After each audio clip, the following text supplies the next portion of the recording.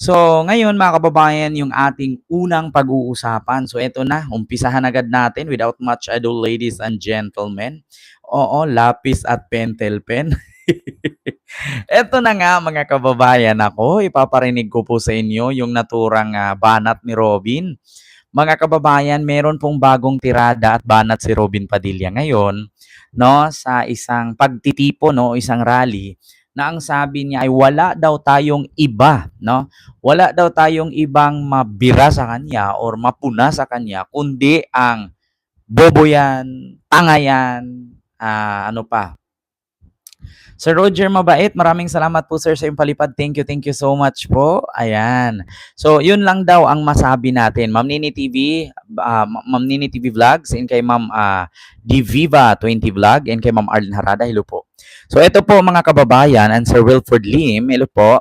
So, ito mga kababayan, ipaparinig ko po sa inyo yung tawag. Ayan, yung sabi ni Robin, no, yung banat ni Robin Padilla, mga kababayan, ako, Diyos ko, mabubuysit kayo dito, mga kababayan, magagalit kayo dito sa gagawin ng ating number one senator. Oo, si Senator Robin Padilla. Eto na, Senator Robin, piyasok. Ayan, asa na ba yung volume nito? Parang ayaw yatang bumulyum nito, parang galit. Ah. Puro kasi nung saka kung babanatan niya ako, humanap naman kayo ng totoong ibabanat niyo. Puro kasi nungalingan eh. Kasi wala kayong mahanap na butas sa akin. Yun ang problema. Kaya ang mga banat ninyo, bobo yan, tanga yan, yan ang mga kaya lang mong sabihin. Kasi pagdating sa pagnanakaw, zero ako. So, ibig sabihin, aminado nga siya. Yeah. Ibig sabihin mga kababayan, aminado nga siya. Wala daw tayong ibang mabanat, no? Yung mga kritiko niya, yung mga basher niya. Kundi, bobo yan, tanga yan. Pero pagdating daw sa corruption, zero daw siya. Totoo po ba yan? Totoo po ba, Senator Robin? Paano yung nasa mga media outlet? Huwag niyong sabihin na ang binalita ng media ay sinungaling sila. Ang binalita ng media ay hindi totoo. Paano yung sinabi na pating araw ikaw? Sabi nga ni Undersecretary DPWH Bunuan na ikaw at si Bongo ay nagsumite ng listahan ng mga proyekto sa DPWH. Nako po, Senator Binoy. Senator Binoy. Nako po, sige nga, hanapin nga natin, mga kababayan. Pwede naman nating hanapin yan, Senator Robin. Oo, mabilis lang naman hanapin. Eto, mga kababayan, punta tayo dito sa Billionaire News Channel. BNC, Bunuan, Robin, and Bongo. Lalabas naman yan eh. 'Di ba, mga kababayan, sa Billionaire News Channel. Nako po, mga kababayan. Eto nga, hanapin nga natin dito mga kababayan. Bunuan. Bunuan, Robin Padilla. At Bongo. Tama ba? Bongo. Ayan, BNC News. Lalabas naman yan eh. Di ba? Eto na. Ang legislatura at ehekutibo, lalo na sa pagdating ng pagbantay ng tamang implementasyon ng mga proyekto. Umirit din umano ng mga proyekto sina Senators Robin Padilla at Bongo. Yan ang laman ng testimonya ni former DPWH Secretary Manuel Bunuan sa Sandigan Bayan, kung saan nabanggit din ang tinatawag na leadership funds ng mga senador. Paano yan, di ba? Ma'am Alaga at kay Ma'am Princess Sailor Moon. And kay Bobby Paul. Ayan. Paano yan?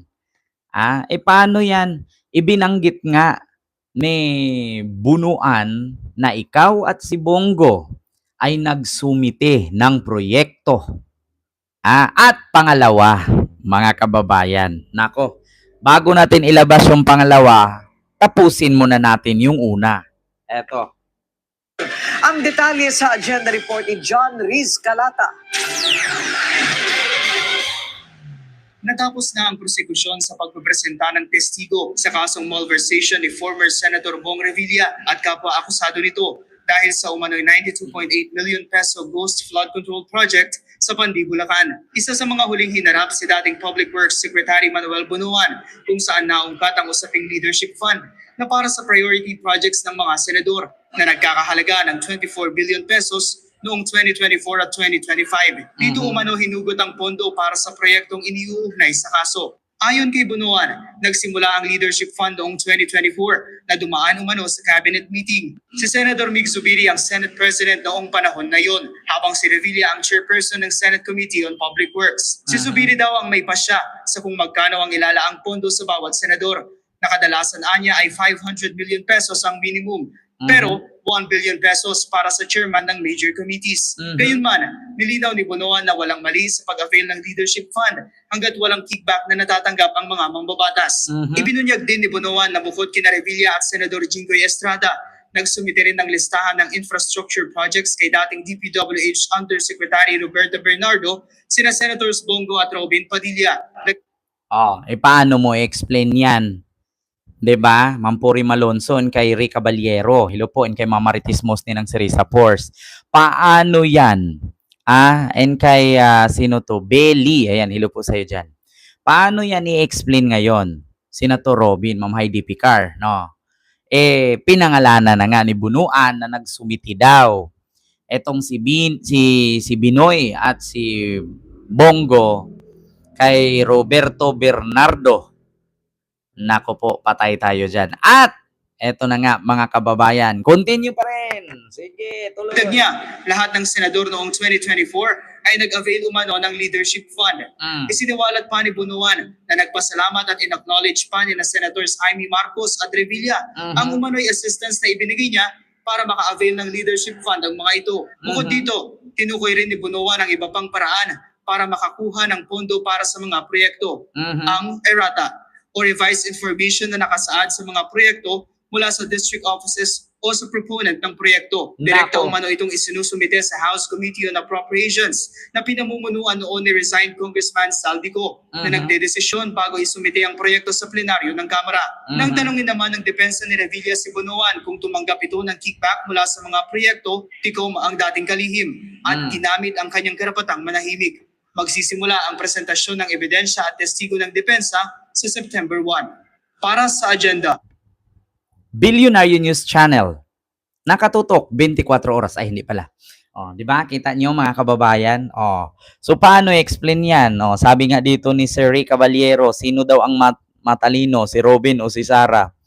Para sa akin, mas matalino pa yung pusa namin pag tumae, nagtatabo ng tae. Kahit walang pantabon. Pero yung dalawa, kapag tumae, itatanggi nila na hindi sa kanila. Kahit alam mo na nga na amoy tae at sila lang naman yung tumae. Diba? Ito yung pangalawa. Ito yung pangalawa.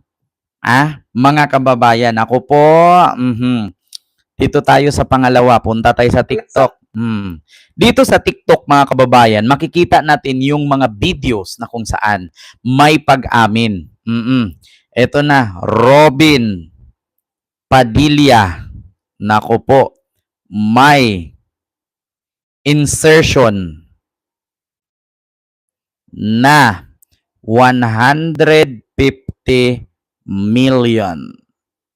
Makikita naman yan Kabilang sa mga proyekto ng mga Diskaya who are involved in the flood control mess ay ang controversial project with FDCP, ang Philippine Film Heritage Building sa Intramuros, na ayon sa aming mga nabasa ay may budget na a little less than 200 million. Ang nais naming malaman, ano bang estado nito ngayon? Let's go to that controversial building. Ayan, pakinggan yung mabuti. Kung binigkas ang pangalan ni Robin dyan, ibig sabihin, sabit si Robin dyan. Ngayon, once na merong isinasabi ang isang direktor na negatibo, ibig sabihin, palpak ang proyekto. Tingnan natin The Philippine Film Heritage Building, ano ang estado ngayon niya? Well, natapos na siya. Pero dumaan kami sa kalahating butas ng karayom. Kasi originally, nung inestimate yan, nung kontratista ni then Chairman Tirso Cruz, okay, ang binigay na presyo 150 million to build that building. Tapos, binigyan kami ng pera, ng insertion ni Senator Padilla, ni Robin Padilla, ng Ayan na. Una niyan ay si Tirso Cruz. Merong contractor si Tirso Cruz. Pangalawa, walang budget, binigyan sila ng insertion. So alam naman natin mga kababayan kapag salitang insertion, magkaiba ang insertion sa amendments. Ang amendments, pinag-meetingan, pinag-usapan ng mga senador para i-release ang pondo. Ang insertion ay ang senador, ang Senate President at ang senador lang ang nakakaalam kung ito ba ay ilusot o hindi. At pag ginamit sa mabuti, okay. Pag ginamit sa hindi mabuti, ibig sabihin, pagnanakaw yun. Continue. 150 million. Tapos sabi sa amin, tapos na ang building. Hindi na si Tirso ang chairman ako na ang chairman. Pagdating ko, kalahati pa lang. Okay, sabi ko, bakit ganito ito? Ang sabi, 150 phase 1 lang yun. Kailangan mo ng 100 million. Sabi ko, Diyos ko, saan ako kukuha ng 100 million? Kahit lumuhod ako sa lahat ng senator at congressman, saan ako kukuha ng 100 million? Mabuti na lang na nakamiting ko na ng first lady, okay, at nabanggit ko yung problema. At ang sabi ko, kasi, sino man na yun yan? Na-realize ko, kasi ang kontratista niyan, yung tinalo ni Vico sa Pasig. Ito ng mga Diskaya couple. Okay, so ayun. Ibig sabihin, yung 150 million ni Robin na galing sa kanyang insertion, ang sumalo ay si Diskaya. Ngunit, si Diskaya ay hindi inayos yung naturang building, ang film heritage building sa Intramuros. So, ibig sabihin, may plan A, may plan B, may plan C pa pala. So, ngayon mga kababayan, hinanapan na naman ng another 100 million. Buti na lang, nakausap nitong direktor na to, si First Lady Lisa Araneta Marcos. Ipinagpatuloy ni First Lady Lisa. Ngunit ang ibinalita ng mga DDS, si First Lady Lisa daw ang may proyekto ng 150 million na hindi inayos-ayos dahil ang kontraktor daw ni First Lady Lisa ay ang mga Diskaya na kung saan kay Robin pala yan. Kay Robin pala. Sinalo at inayos ni Lisa, si Lisa ngayon ang nagmukhang tanga. Si Lisa ngayon ang napagbintangan na palpak ang proyekto niya. Ang katotohanan pala, si Lisa ang sumalo sa palpak ni Robin at ni Diskaya, ngayong naayos na, si Lisa na ngayon, ang nagpaayos, si Lisa pa yung napasama. Kita nyo yan, mga kababayan. Grabe sila, no? Kung sino pa yung nagsalo at nagpaayos, siya pa yung naging scammer, siya pa yung naging magnanakaw. Kung hindi dahil sa First Lady, hindi maaayos yung bulok na sistema ng pagkukontract ng mga Diskaya at pagkukontract ni Robin dyan. Tayo dyan. Doon medyo pumilantik ang tenga ng First Lady, pumunta. Anyway, nung pumasok si Vince Hison, okay, ni-require ng First Lady kay Vince na tapusin itong building. So right now, kumusta ang estado? Tapos na. That's good news. Kabilang sa mga proyekto ng Alam nyo na. So, si First Lady Lisa ang nagtapos, si First Lady Lisa ang nag-ayos, sa balita ng mga DDS, si First Lady Lisa ang nagnakaw. Ayan tayo kahihiyan to Ayan isang direktor nagsabi, tapos si First Lady Lisa ang sinisi. Proyekto daw yun ni First Lady Lisa. Ang kontraktor daw mga Diskaya. Hindi daw inayos. Paano yan, Robin? Questionable yan, Robin. Paano yan, Senator Robin?